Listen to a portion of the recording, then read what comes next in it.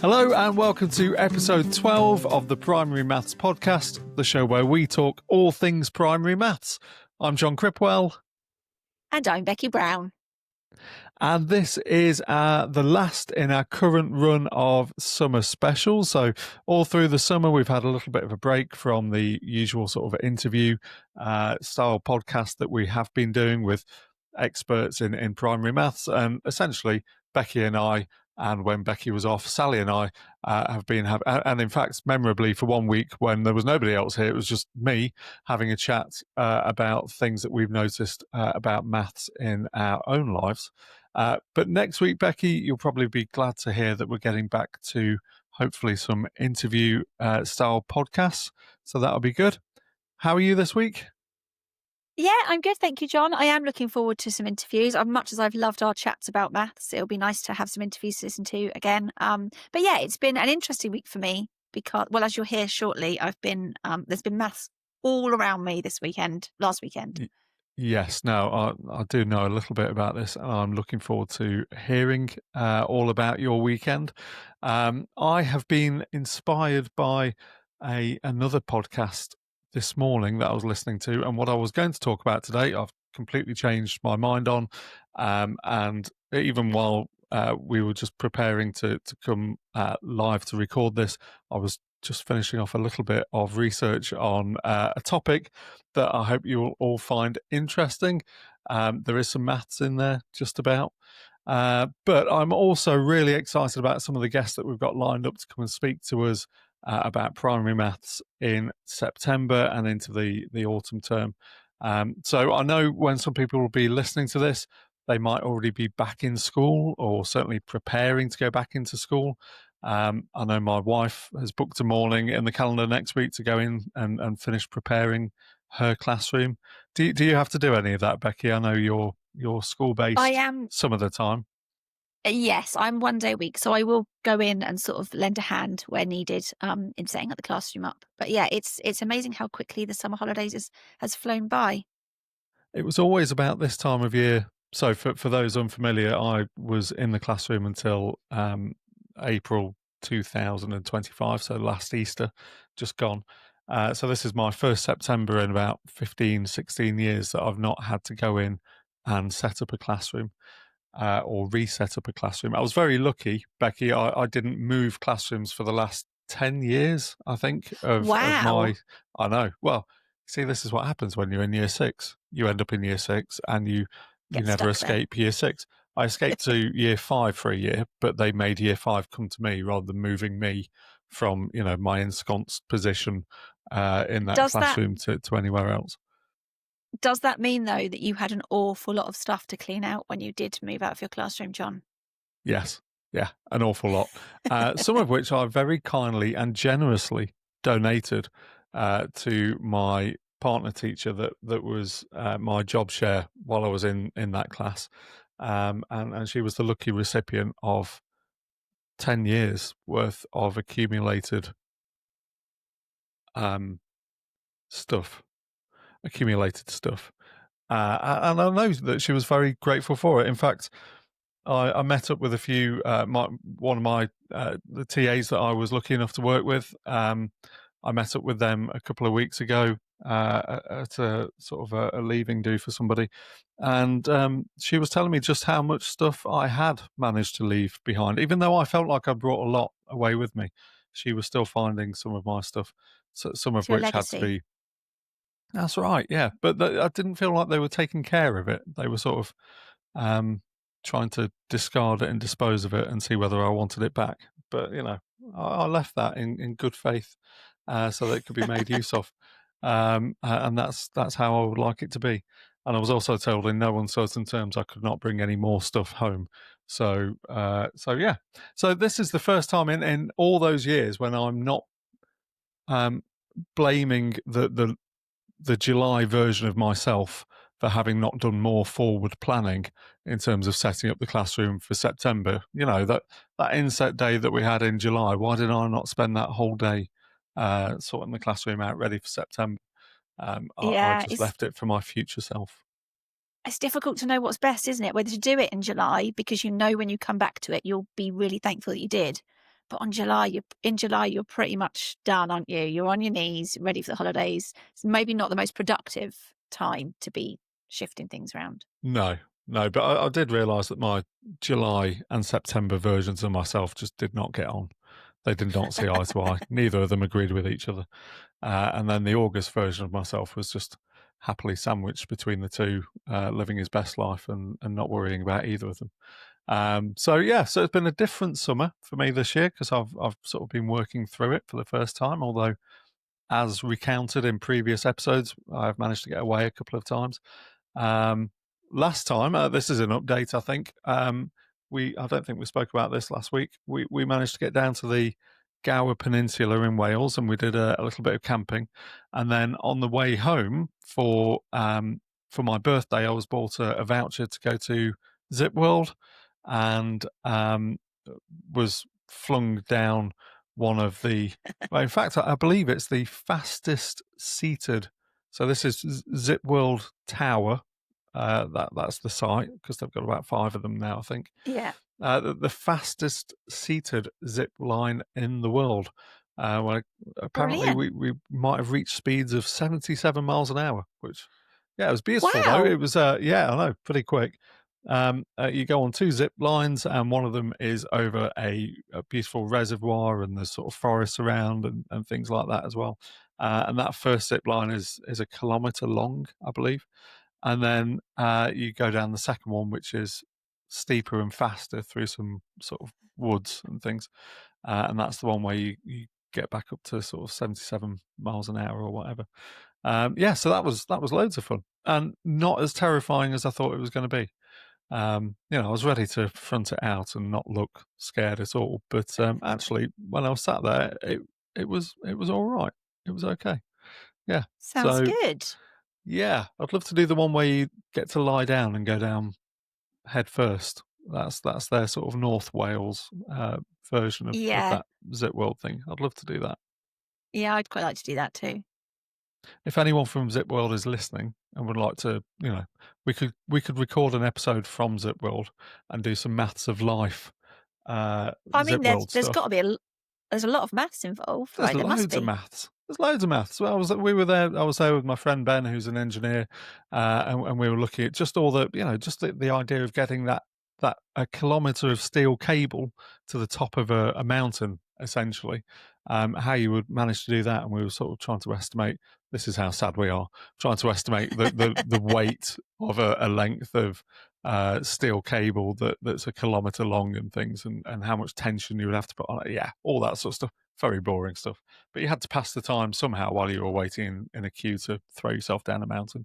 And that's how we chose to do it. Yeah. Anyway, enough of my adventures in Wales. Let's have a little bit of maths in our everyday lives, shall we?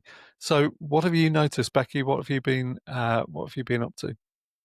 Oh, well, I've mentioned speed cubing on previous episodes, John, and last weekend I headed up to Birmingham for the Rubik's UK Championship 2025, which I not only attended but also took part in. Won? No. Oh, sorry, I misread that message from you, Becky. Sadly, I thought you said you'd won. I did manage an average time of less than a minute on a 3x3x3, which is okay. That beats my I'll best tell you how times. okay it is. Yeah, go on. My national ranking, my number in the UK is 4,861, which is much lower than I thought it was going to be. I thought, how can I be in the top 5,000? But then my husband kindly pointed out that there were a lot of people that couldn't or didn't solve cubes, and that probably helped. But I'm happy with that. I was happy with that. I would say out of the 60-odd million people in the country, you are in the top 5,000 for solving a Rubik's Cube. Yeah. I'm going to keep saying the only way to disprove that would be to make it mandatory for everybody to have a go and then rank them all.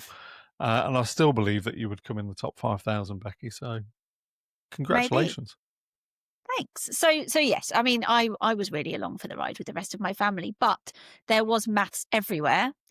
We've talked before about the cubing scoring when we dove into the diving scoring. We talked about how the average is a lovely mix of median and mean, of discounting the highest and lowest speeds and then getting a mean average of the ones that are left.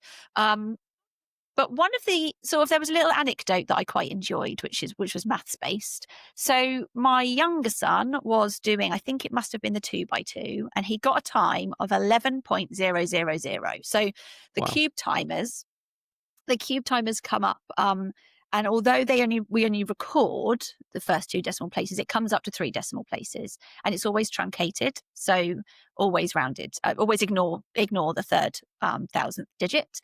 But Glyn then said, well, if you get that time, that's double chocolate, which was a bit strange. So I delved a bit deeper, and it turns out that not anymore, unfortunately, but at one time in the past, at cubing competitions in the UK, if you had 3 of the same digit after the decimal point, any digit the same, then you would shout chocolate, and someone bring you some chocolate.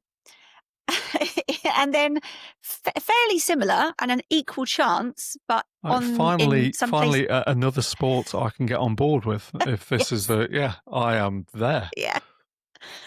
Sadly, it's not a thing anymore, John. I was quite disappointed. But in Europe, they did quite a similar thing where it wasn't about the last 3 digits, but if the tenths and hundredths digits were both 0, you would shout chocolate and get chocolate. So of course, 11.000 was double chocolate, which I thought was quite a nice little tale. Why would you stop doing something like that? Why would that fall out of favour? That is unfathomable for me, I'm afraid. Yeah. I mean, you could equally ask why they started doing it in the first place, but I couldn't find a reason. No, well, that is more understandable. It's a reason to have chocolate. Stopping it, though, seems bizarre. And I can only think that maybe the amount of competitions and the amount of people meant that there was a lot of chocolate. I don't know. Yeah, I might try maybe and it was find a health out at a concern. future competition. Yeah, maybe it was a health concern. Maybe they tried to replace it with apples or bananas, and it just didn't take off in quite the same way. I can imagine. Not the same appeal, is it? No. So yeah, that was a nice little anecdote. Bananas. Ba-bum.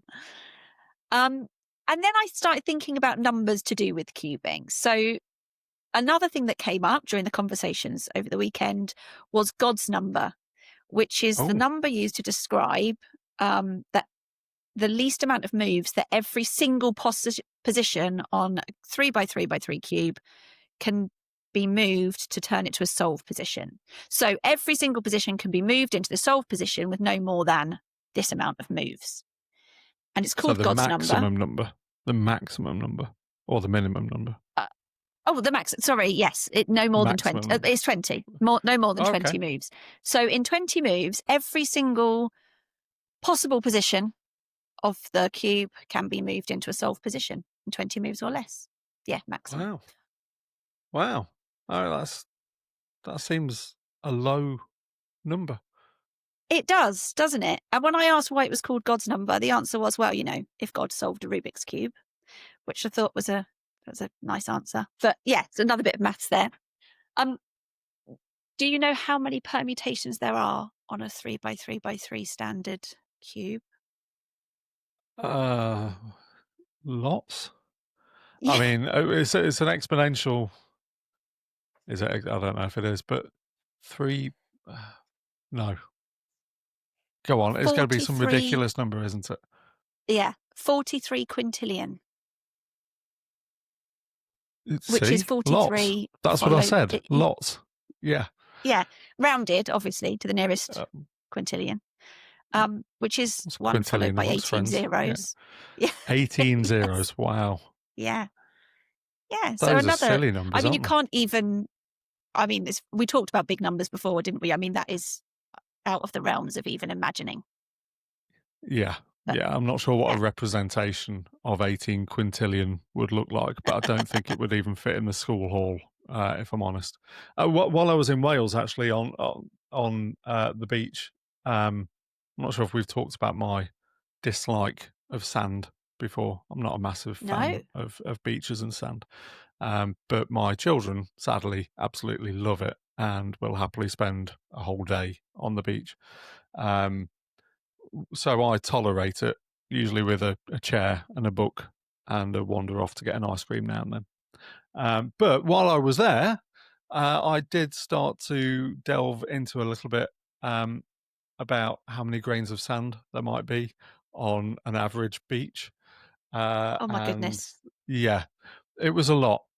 It was a lot. I don't have the numbers to hand, but obviously it involved looking at a small sample of sand. How many grains of sand might be in say a 1 centimeter cube, and then factoring that out to a whole beach's worth.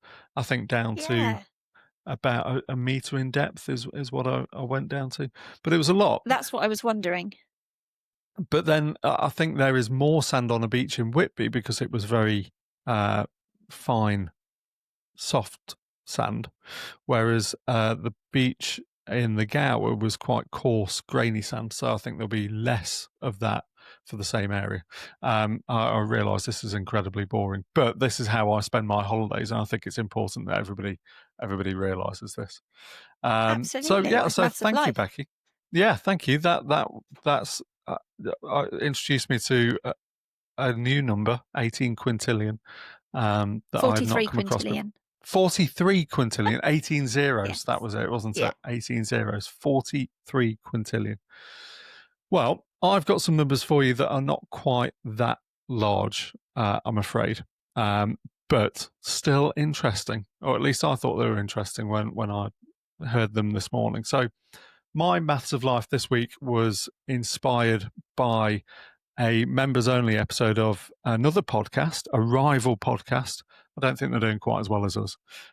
It's a little known one called The Rest is Entertainment with Richard Osman and Marina Hyde, and run by Goalhanger Productions, I think, which is Gary Lineker, some guy called Gary Lineker. He runs those podcasts. But anyway, I like to support smaller podcasts, some of our Of course. Yeah. our colleagues in that space. So I was listening to that this morning, and they were talking about charity singles.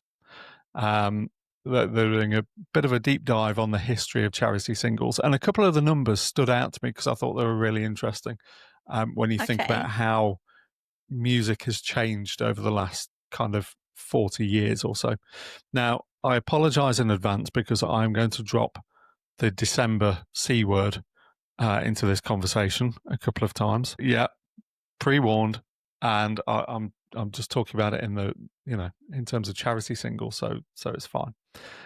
So going back to the 1980s, in 1984, Band Aid released "Do They Know It's Christmas" to raise money for obviously the famine in Ethiopia at the time, and Bob Geldof initially hoped to raise about £70,000 with this charity single. They had no sort of idea really how much they could raise.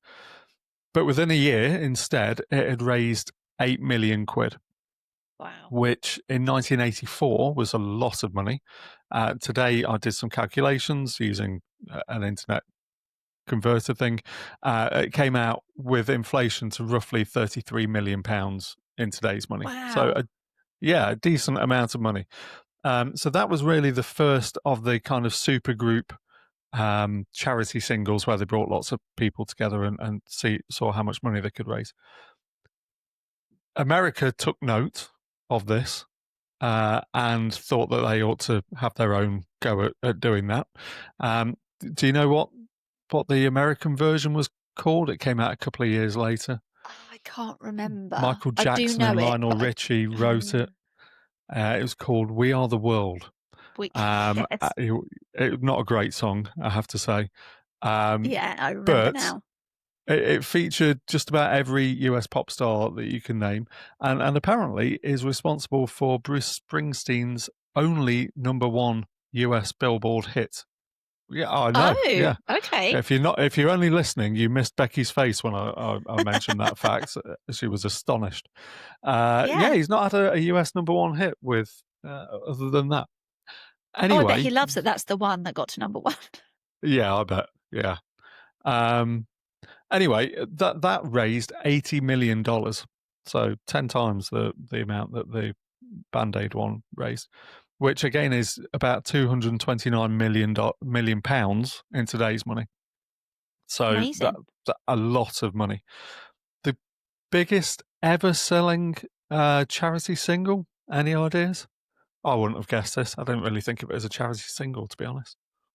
Oh, no, I think I probably would have guessed one of the Band-Aid ones, so I don't know, John. What was it? Well, Elton John sang it in 1997. Oh, it was sold Candle in the Wind. Candle in the Wind, 1997. Yeah, it sold over 33 million copies worldwide in just a few months and raised 38 million pounds for Diana's charities of choice. So that was the biggest selling UK single. Yeah, that makes sense. Okay. Yeah. And it accounted apparently for 27% of the entire income of her memorial fund from that single song. So, yeah. However, time moves on. And in recent years, the charity single has been responsible for the Christmas #1 more years than it hasn't. And between 2018 and 2022, YouTubers LadBaby achieved something no one has ever done before. They eclipsed the Beatles and the Spice Girls to record 5 consecutive #1 Christmas records. The songs were all for charity. They usually featured sausage rolls, as I remember. Sausage rolls, yeah. Yeah, and they were raising money for the Trussell Trust, which supports food banks across the UK. So, a worthy cause. So, given that Band-Aid in 1984 raised £8 million, £33 million in today's money, how much do you think those 5 chart-topping singles raised between 2018 and 2022? Oh, all together? All 5 of them all together? Band them together to make it easier. Yeah. Okay. Well, it's difficult to compare, isn't it? Because how you pay for music has changed massively in that time. So I can't decide whether it's going to be much lower than I think it's going to be or much higher than I think it's going to be. I'm going to go for higher only because I think it's easier to get music now or than it was accessibility. Back in the day of, yeah. Altogether 5. I'm going to go for 140 million. Okay. Is that way too high? I hate it when you ask me to estimate these things, John, because you know that my estimation this is why is I terrible. Keep doing That's it. why you do this it. This is why I keep doing it. Yeah. So the 5 singles together, 5 #1 Christmas singles, probably the biggest selling singles of the year in most years. You would expect, wouldn't you? Christmas #1 used to be a big thing. The 5 of them in total raised £305,000 altogether. Is that it?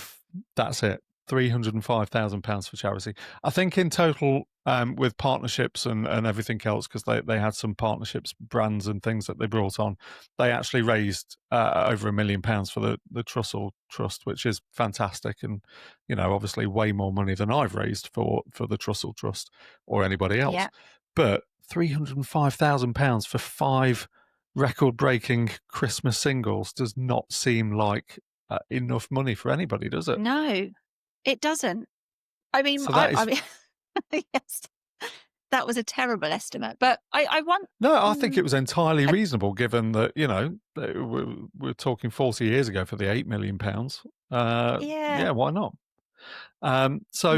That is less than 4%, just to bring it back to the maths, of Band-Aid's £8 million haul, and that's before you adjust for inflation. And it's under 1% of Elton John's £38 million.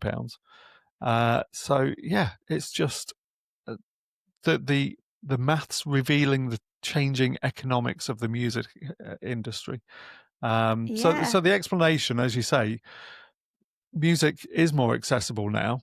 But in the 80s and 90s, charity singles were physical products, and every record sold for a few pounds, even back then. And every sale went straight to the cause, whereas now streaming dominates, and you can have a number one single with only tens of thousands of downloads. That's all you need, and streams only bring in a fraction of a penny each per stream. Yeah. So the chart position looks impressive, but the fundraising total tells a very different story. And millions of streams might only add up to a little bit of cash, while a million vinyl records in 1984 added up to life-changing sums of money. So I just thought it was interesting how Yeah. the maths behind that little story there sort of told its own bit of economic history, I suppose. Yeah. So That yeah. was really interesting. Oh, well, yeah, I thought so. Thanks for And, sharing, John. it's our show, so we decide what's interesting or not and what other people have to listen to. So that was the maths of life. I'm really excited now, Becky, because we have another new feature. So last week brought you research in 60-ish seconds, where I completely failed to distill some recent research into a minute. This week, we're bringing you Ety-math-ology, which is the etymology of some maths vocabulary. And I have no idea what this word might be this week, Becky. I am leaving that entirely in your Ety-math-ology hands. Thanks, John. Yeah, I've cheated a little bit because I've taken a few words this week. You'll see why when I talk about them. I'm quite excited about this new feature. However, once I started looking and finding and researching, it became quite clear that I probably needed to come with a caveat, because often the precise root of a word is not 100% clear. So I will share all of my findings, but as always, if a listener has found something else, they could always email and let us know, and we can Primary update Maths our Podcast findings. at twinkle.co.uk. Send us an email. We love to receive them, even if it is just to correct us. Definitely. So I started thinking about how actually we do use etymology when we're teaching maths vocabulary. Quite often you automatically do it. And I think the easiest one is probably the word polygon. I thought about that and how when I taught that, I talked about the roots of the word. So polygon coming from... So when I taught that, I talked about parrots flying away. Is that not where it comes from? Not No? quite as mathematical as the actual root, Oh, John, okay. you'll be pleased to hear, or maybe not. So it, it comes from the Greek for polos, meaning many, and gonia, meaning corner or angle. There is some discussion around the gon actually being from gonu for knee, thinking about angles and knees, but again, it's not Okay. 100% clear. And then obviously that many angle is transferred out to some very familiar shape names: hexagon, 6 angles, pentagon, 5 angles. It did lead me to look at heptagon, because I know that I've taught it as heptagon, and in the UK we tend to do that. But in the USA, they often refer to it as a septagon, which is using the Latin for 7, which is so then you've got a mashup of Latin and Greek. So I much prefer the Greek version of heptagon, which is 7 angled. So those are obvious. I mean, I think once you know the root of that, you can see where they came from. Oh yeah, So I thought, well, what those about... are so obvious, Becky. Yes. But it's interesting actually, because Greek, we do tend to use Greek words for mathematical things more than we do the Latin, even though our language is more Latin based generally, I think. But yeah, it's interesting that we defer to the Greek for maths. Maybe we need to do a deep Yeah. dive into why that is one week. It would be quite interesting in this feature what comes through most. I'd imagine it would be, like you say, Greek roots. So I started thinking about shapes that maybe weren't so obvious. I mean, there's things like kite. I think that speaks for itself. But I started to look into the root of the word rhombus. So it comes from the Greek rhombos, which means something that spins, which first of Oh, all okay. isn't totally obvious. But it was then likely used by ancient mathematicians like Euclid and such, who likely used it because of the shape that a spinning top made. If you think about the profile of a spinning top, I mean, loosely a rhombus. So that's where that came from, which was quite interesting, because actually something that spins isn't what you'd think would give the name, but for a 2D shape. And we're defining a rhombus here as a polygon with 4 sides of equal length, but no right angles, with Well, 2 it is pairs of parallel lines. interesting. It's interesting that you've asked that, John, because a square is actually a type of rhombus. The definition of a rhombus is actually a quadrilateral with 4 equal length sides. Thank you for not falling into my trap there, Becky, honestly. I could, I I could tell by your face then, John, that you were waiting. I was I used ready. to I used to love blowing kids' minds with facts like that because we only tend to show them, don't we, as a drunken square as they were first Yeah, introduced to me. So yeah, and I know that we're considering doing some PD. Actually, aren't we leading some free PD on geometry for teachers and yeah. those people working with children, because it's interesting, but it's also very easy to fall into a trap of describing something incorrectly. It definitely is. There's lots, and you know that I've been looking at a lot of shape recently, John. So you'll know that I've found a few of these where actually it could be very easy to back up a misconception around a shape, particularly where you've got these shapes like a rhombus or parallelogram or a rectangle, which cover actually a vast range of what we would call All familiar 3 of shapes. which could be represented Yes. by the same Yeah. shape, couldn't they? Yeah, Yeah. yeah. So, and so rhombus, I mean, one of my favourite stories about a rhombus is when when my eldest started school in year R, his reception teacher referred to that particular shape, the traditional shape that we tend to think of when we take a rhombus, as a diamond. And he corrected corrected her, which was probably unfortunately having to maths and a primary teacher parent. But we do often refer to it as a diamond. And so I looked into that as well.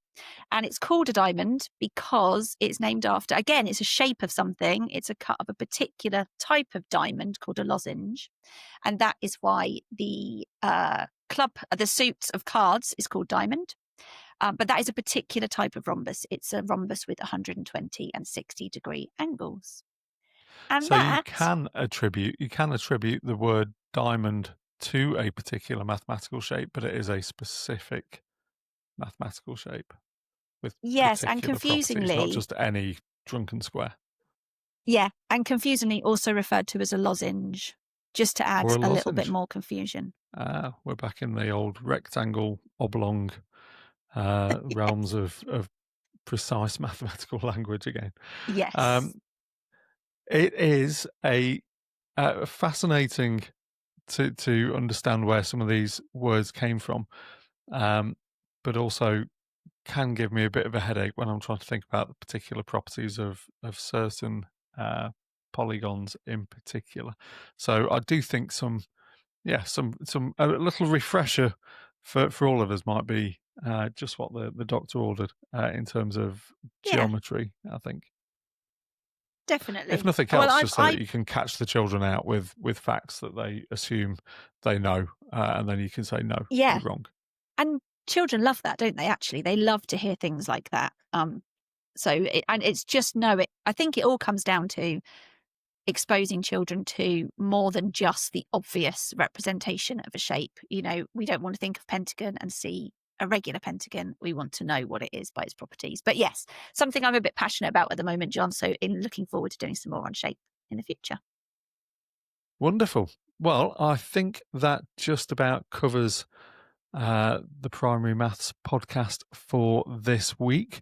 Thank you so much for all of your time over the summer, Becky. I'm really looking forward to bringing the interviews back next week and to hearing your thoughts on our first guest and what they have to say, and also to the next lot of the Maths of Life from you as well. We still need to hear some of your Spanish stories because we haven't quite got to Yes. those, I don't think, over the last couple of weeks. So I'm looking forward to that as well. Yeah, it's been a pleasure, John. I am looking forward to hearing your next interviews as well, of course. But yeah, it's been fun talking about maths over the summer. And if listeners have enjoyed the show, it would be great if they could share it with a colleague, leave us a rating or a review to help other people find the podcast too. Yep, and if you happen to be listening on YouTube, hit that subscribe button so that you can get every episode of the Primary Maths Podcast delivered straight to you. In the meantime, I will say goodbye from me. And goodbye from me. Oh, we've turned into the two Ronnies. We'll see you next week. Bye-bye.